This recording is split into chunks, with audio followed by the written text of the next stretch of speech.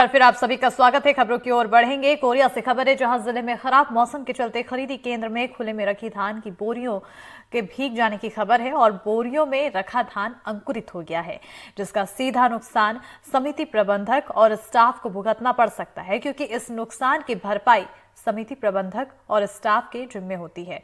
लेकिन आपको ये जानकर हैरानी होगी कि हमने पहले भी ये सवाल उठाया था कि खुले में पड़ा धान भीग कर खराब हो सकता है। उस वक्त जवाब मिला था कि जल्द धान की बोरियों को हटा लिया जाएगा। इस पर देखिए रिपोर्ट। कोरिया जिले के करीब 20 से ज्यादा खरीदी केंद्रों में उठाव नहीं होने के कारण धान खुले आसमान के नीचे बारिश और धूप खा रहे हैं।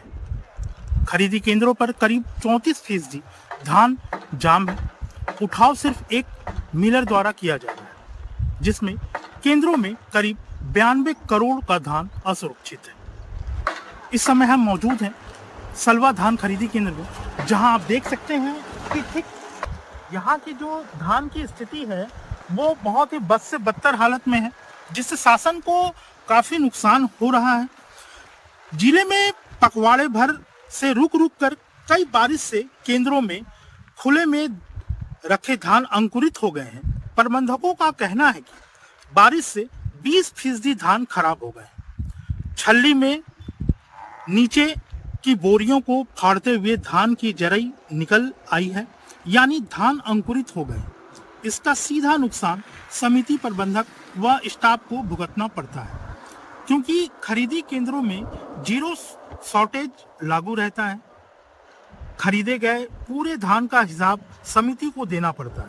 धान शॉर्टेज होने पर समिति प्रबंधक को ही भुगतान करना पड़ता है। बेमौसम बारिश की मार से समिति प्रबंधकों का कहना है कि शासन द्वारा धान उठाव को गंभीरता से नहीं लिया जा रहा है। इससे भारी मात्रा में धान खराब हो रहा है। ग्राम पंचायत सलवा स्थित धान खरीदी केंद्र में सैकड़ों क्विंटल धान पड़ा हुआ है, जिसका उठाव नहीं हुआ है। केंद्र में बोरियों के छल्ले में नीचे के साथ ही ऊपर की बोरियों में भी धान अंकुरित हो गए। खरीदी केंद्र में पर्याप्त शेड की व्यवस्था न होने के कारण स्थिति बद से बदतर है और यही हाल अगर आने वाले दिनों में रहा तो जिस तरह अंकुरित धान हो रहे हैं, हर जगह हर धान खरीदी केंद्र की स्थिति यही है, जिससे शासन को काफी नुकसान हो।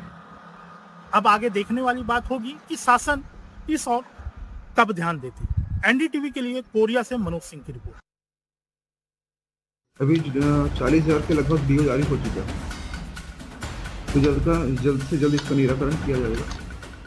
ये सवाल हमने 18 फरवरी यानी कि आज से ठीक 12 दिन पहले उठाया था। तब कहा गया था कि जल्द ही धान की बोरियों का उठाव हो जाएगा, लेकिन ऐसा हुआ नहीं। साफ है कि लापरवाही हुई और बेमौसम बारिश में धान भीगकर अंकुरित हो गया। ये हाल छत्तीसगढ़ की ज्यादातर धान खरीदी केंद्रों का है।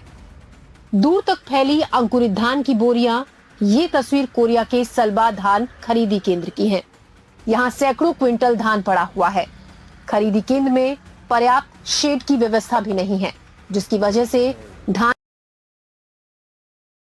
भीगकर उपज गया।